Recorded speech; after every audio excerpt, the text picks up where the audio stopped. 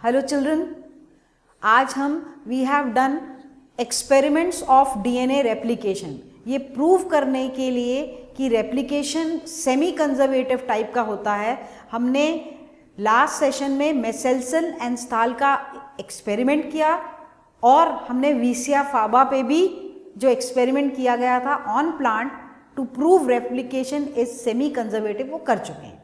अब ये जो प्रोसेस है रेप्लिकेशन का, ये कोई बहुत इजी प्रोसेस नहीं है, एक लंबा प्रोसेस है जिसमें बहुत सारी एंजाइम्स लगती हैं। So the next topic is the machinery and enzymes for replication which are required. ठीक है, जो रेप्लिकेशन मतलब डीएनए को अपने आप को कॉपी करना है, ठीक है, वो चाहे वो बैक्टीरिया हो, चाहे वायरस हो, चाहे यूकेरियोटिक सेल हो, सब डिवीजन के पहले, सेल डिवाइड होने के पहले डीएनए अपना कॉपी करते हैं। That is what replication is.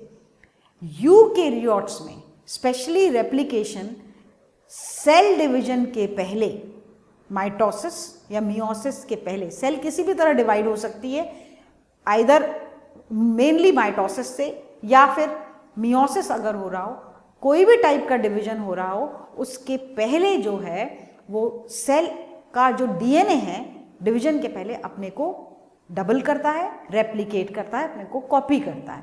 In eukaryotes specially, so eukaryotes में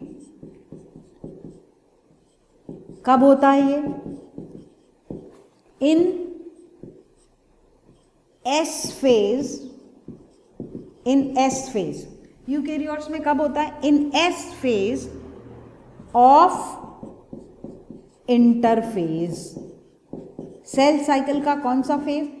इंटरफेज के कौन से फेज में होता है? एस फेज में। हमें फास्ट आपको याद दिला दूं, सेल साइकिल में the interphase consist of G1 growth 1, then S phase and G2 phase. So इस फेज में क्या होता है? DNA replication. ठीक है, in eukaryotes. So before cell division ये होता है। Clear?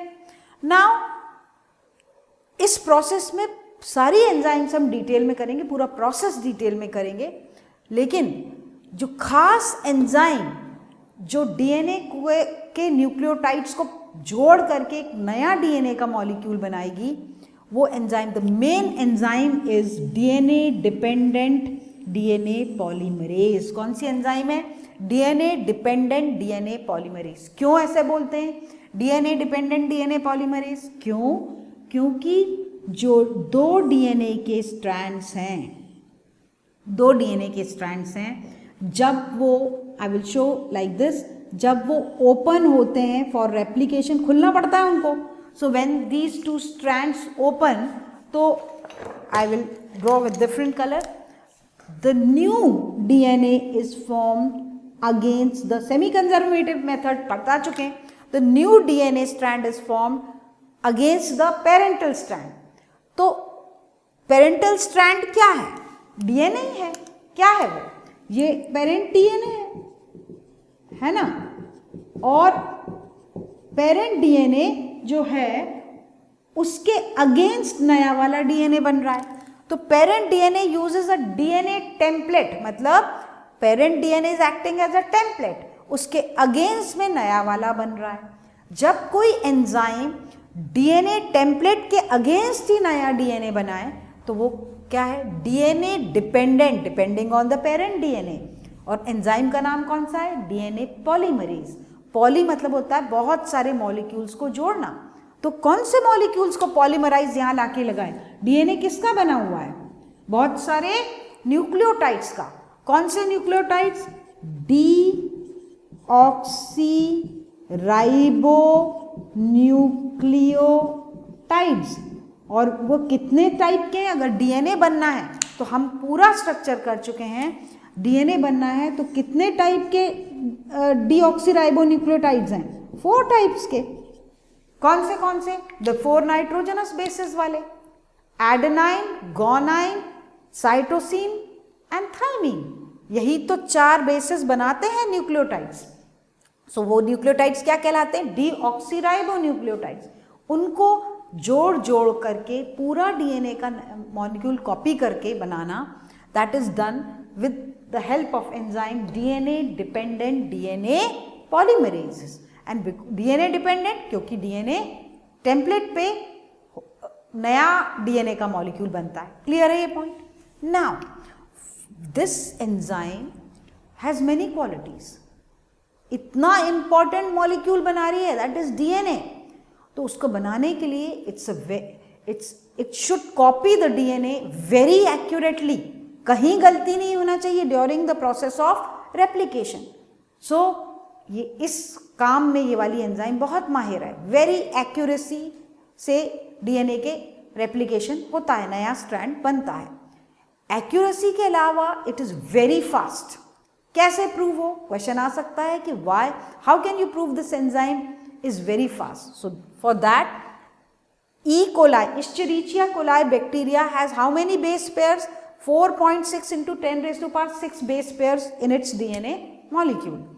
Human has 6.6, we have done before, into 10 raised to power 9 base pairs in the DNA molecule. इतने सारे बेस पेयर्स की कॉपी करना कितने में हो जाता है? इन 18 मिनट्स। कितने टाइम में हो जाता है ये? इन 18 मिनट्स। ठीक है, तो इसका मतलब ये हुआ, इसका मतलब ये हुआ कि approximately 2000 base pairs, approximately 2000 base pairs पर मिनट बनाती है ये एंजाइम, जोड़ती है। सोच लीजिए आप कितना फास्ट होगी। एक सेल में 2000 बेस पेयर्स को एक मिनट में एक के बाद एक लगा सकती है एंजाइम। 18 मिनट्स में पूरा बना लेती है डीएनए का स्ट्रैंड। सो 2000, उस हिसाब से एक मिनट में 2000 बेस पेयर्स लगाती जाती इन 1 मिनट। नाउ इतना फास्ट काम करने में है तो एंजाइम ही, कभी ना कभी तो एरर हो सकता है, होता नहीं है, वेरी एफिशिएंट एंजाइम, पर कभी ना कभी तो एरर हो सकता है। अगर कोई एरर हो जाए कॉपिंग में तो वो एनी मिस्टेक में कॉज व्हाट? म्यूटेशन। क्या हो जाता है? Mutation can be harmful, can be useful, पर चेंज को क्या बोलते हैं? Mutation in that कॉपिंग process. Clear? अब in prokaryotes and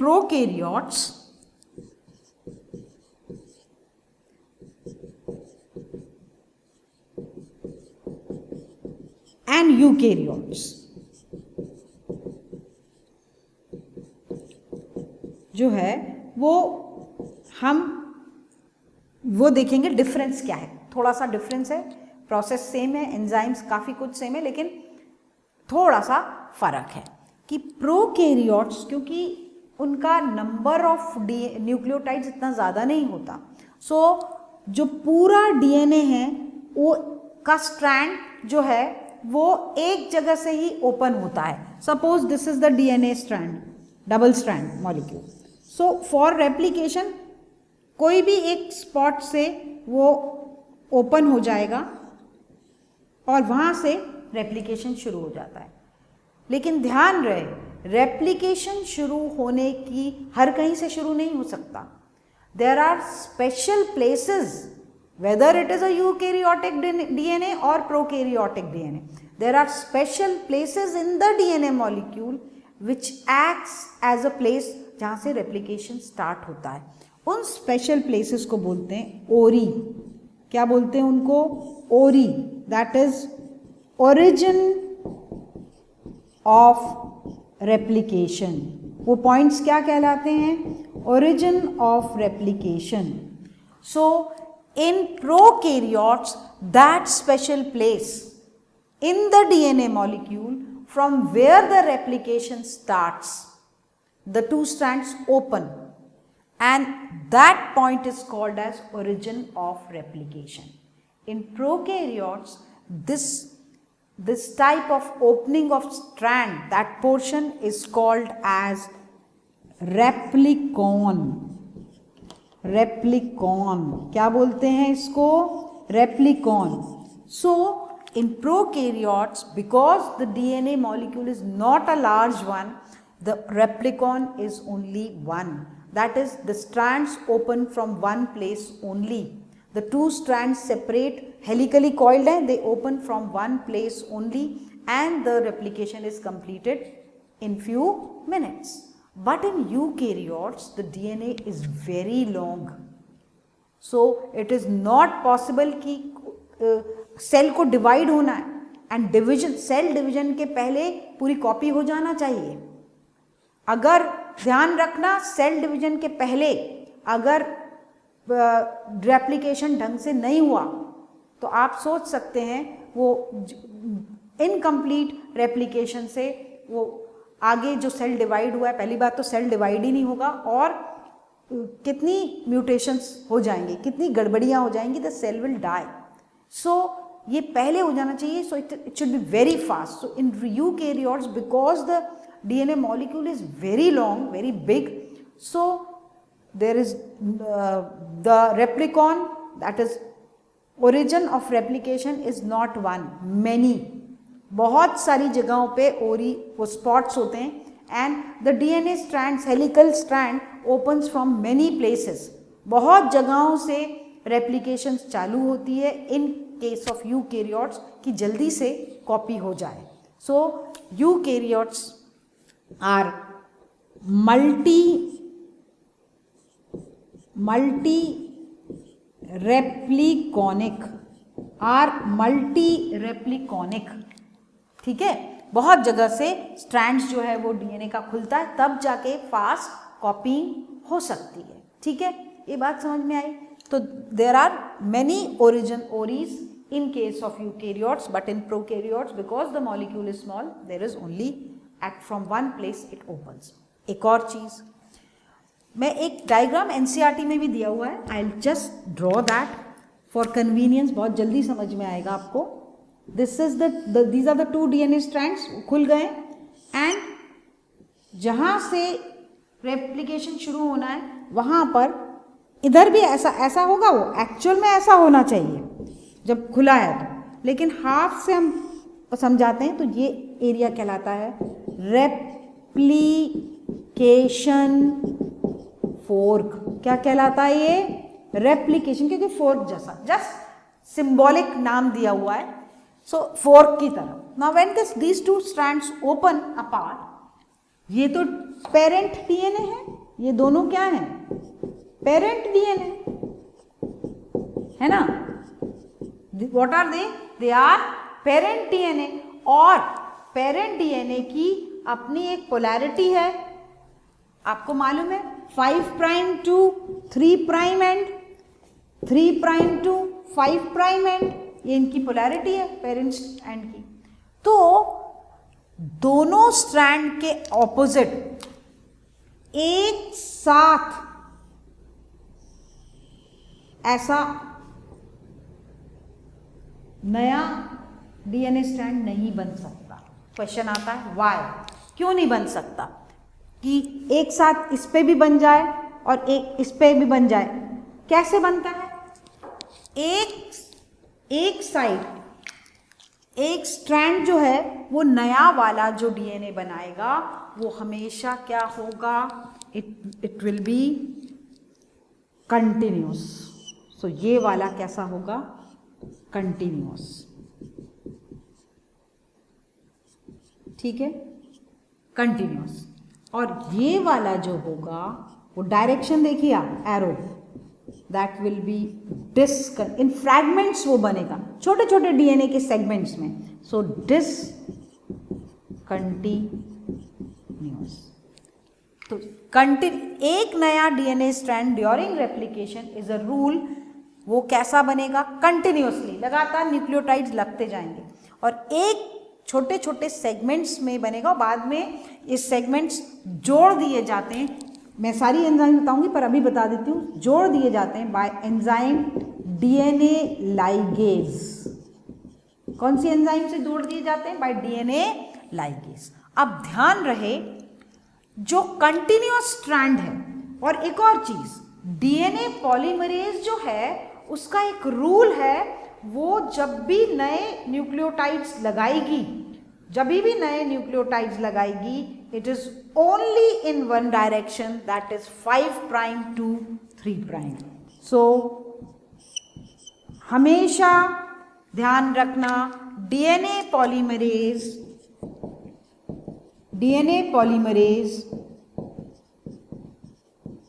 enzyme will always arrange the deoxyribonucleotides in from which prime, 5 prime to 3 prime। ये तो रूल ही है, from 5 prime to 3। अब देखो, this is 5 prime to 3 prime parent strand, ठीक है। तो हमेशा रूल क्या कहता है, from 5। अब ये एंड कौन सा हो जाएगा नए वाले का, 5 प्राइम। एरो किस तरफ जा रहा है, 3 प्राइम की तरफ जा रहा है। दूसरा वाले स्ट्रैंड का 5 आ जाएगा यहाँ पर, क्योंकि एंटी पैरेलल है। और ये वाला एंड क्या हो जाएगा, 3। डीएनए पॉलीमरेज कैसे बनाएगी, यहाँ पर होगी enzyme, it will move like this and 1 1 1 1 nucleotide आते जाएंगे, ठीक है। इस पे कंटिन्यूस नहीं है, पहला तो रूल है। क्यों नहीं है वो मैं भी बता रही हूँ। इसमें डिसकंटिन्यूस छोटे छोटे डीएनए के सेट, कुछ 10 एक न्यूक्लियोटाइड जमेंगे, फिर जमेंगे, वाई, इसको डिसकंटिन्यूस स्ट्रैंड बोलते हैं। और देखो रूल वही लग रहा है, दिस इज 3 प्राइम एंड, तो ये वाला क्या हो जाएगा 5 प्राइम, और इसका क्या हो जाएगा 3। तो 5 प्राइम पे 3 प्राइम डीएनए पॉलीमरेज कैसे मूव करेगी, रूल है 5 prime end to 3 prime end. So इस तरीके से डीएनए पॉलीमरेज, क्योंकि यहाँ पर एंड वाई क्वेश्चन है, why both are not continuous, क्या ऐसी क्या मजबूरी है कि दोनों स्ट्रैंड्स कंटिन्यूस नहीं हो सकते, बिकॉज ये एक सस्ता प्रोसेस नहीं, इकोनॉमिकली सस्ता प्रोसेस नहीं है ये, इट्स अ वेरी, सेल के लिए बहुत महंगा प्रोसेस है। Why, this joining of nucleotides it requires lot of energy, ATP. तो अगर दोनों ही कंटिन्यूस बनेंगे तो सेल की सारी एटीपी यहाँ लग जाएगी और दूसरे मेटाबॉलिक प्रोसेसेस हिंडर हो जाएंगे, पूरे नहीं हो पाएंगे। So a cell cannot afford, and this whole thing is occurring inside the, where is DNA molecule? It's a nucleus, nucleosome, उसके अंदर, न्यूक्लियस के साइटोप्लाज्म में। So this, there is the ATP is limited, इतनी ATP है नहीं कि दोनों continuous strand बन जाए। तो क्या फिर तरीका हो सकता है, that is why one strand is continuous, the other strand is discontinuous. तो एनर्जी कंजर्व होती, बचती है, उतनी नहीं खर्च होती, तभी ये दोनों डीएनए के मॉलिक्यूल जो है वो रेप्लिकेट हो पाएंगे, ठीक है। अब क्योंकि ये कंटिन्यूस स्ट्रैंड बनाने में ज़्यादा एनर्जी लगती है तो ये जल्दी बन जाता है, तो इसको बोलते हैं लीडिंग स्ट्रैंड। क्या बोलते हैं इसको, लीडिंग स्ट्रैंड। और क्योंकि ये सेगमेंट्स बनते हैं फिर जुड़ते हैं, तो ये थोड़ा सा पीछे हो जाता है बनने में, तो उसको बोलते हैं लैगिंग स्ट्रैंड। क्या बोलते हैं इसको, leading strand and lagging strand. Question आता है, डिफरेंस आता है, इसका आप डायरेक्शन बता सकते हैं डिफरेंस में, मैं करवा भी दूंगी। टाइम, ये जल्दी बनता है, ये धीरे बनता है, ठीक है। ये डीएनए लाइगेज लगती है जोड़ने में, इधर डीएनए लाइगेज नहीं लगती। So there are many points of difference, clear है। Why continuous. अब इतनी एनर्जी लगती है, इतनी एनर्जी अगर लगती है तो आएगी कहाँ से एनर्जी, तो इसमें भी these deoxyribonucleotides which form a new DNA, they also act like providing ATP, energy provide भी करते हैं। क्यों, क्योंकि जब भी डीऑक्सीराइबोन्यूक्लियोटाइड्स आके लगते हैं नया स्ट्रैंड बनाने के लिए, उसके पहले उनको फॉस्फोराइलेट किया जाता है। उनके ऊपर क्या ऐड किया जाता है, phosphate. And you remember ATP, adenosine triphosphate, 3 phosphate added थे। और मैंने आपको पहले भी बताया हुआ है कि the phosphates, the 2 last 2 phosphates, AMP, adenosine monophosphate में जब 2 फॉस्फेट और ऐड होते हैं, those bonds have lot of energy. So this energy, these are also phosphorylated. These nucleotides are mononucleotides, they are phosphorylated. और दो जो phosphorylated bonds हैं last के 3 में से 3 फॉस्फेट जो एडेड हैं उसमें से 2 एंड के फॉस्फेट्स के बॉन्ड जो होते हैं उनमें बहुत एनर्जी होती है, ठीक है। एंड एंजाइम कौन सी लगती है? फॉस्फोराइलेज। इन ऑक्सीराइबोन्यूक्लियोटाइड्स को, डीऑक्सीराइबोन्यूक्लियोटाइड्स को फॉस्फेट ऐड करने के लिए जो एंजाइम लगती है उसको फॉस्फोराइलेज बोलते हैं। और ऐसे 3 फॉस्फेट वाले जो डीऑक्सीराइबोन्यूक्लियोटाइड्स हैं, जब वो यहाँ पर ज्वाइन होते हैं तो they are also providing energy required for making the new strand of DNA. Clear हुआ? For making the new strand of DNA. So the continuous strand or leading strand is made on which parental template? That is this one. The discontinuous or lagging strand is made on which template? Which is from 3 to 5. Okay, the direction is this way, opposite रहता है और ये उसके opposite जाएगा और ऐसे continue करते हैं। ये खुलता जाता है स्ट्रैंड और कंटिन्यू, और ये जिस तरीके से होता है उसमें और भी बहुत सारी एंजाइम्स इन्वॉल्व हैं। पूरा प्रोसेस वो हम नेक्स्ट क्लास में with right steps, right sequence करेंगे। And the different enzyme, 2 enzyme मैंने आपको बताई, डीएनए डिपेंडेंट डीएनए पॉलीमरेज, जिसके बिना तो डीएनए बन ही नहीं सकता है, that is the main enzyme. DNA ligase जो जोड़ने के काम आती है सेगमेंट्स। इसके अलावा एंजाइम्स हैं topoisomerase, single strand binded proteins, कुछ प्रोटीन्स लगते हैं, कुछ आयंस लगते हैं, हेलिकेजेस हैं which are also involved in the process of replication, which we will be continuing in our next class. Till then, thank you.